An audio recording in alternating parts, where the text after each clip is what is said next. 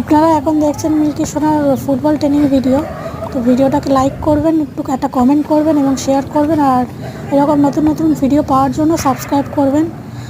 আরও নতুন নতুন ভিডিও আসতে থাকবে। আপনারা যত সাবস্ক্রাইব করে রাখবেন আপনাদের কাছে নোটিফিকেশান যাবে। তার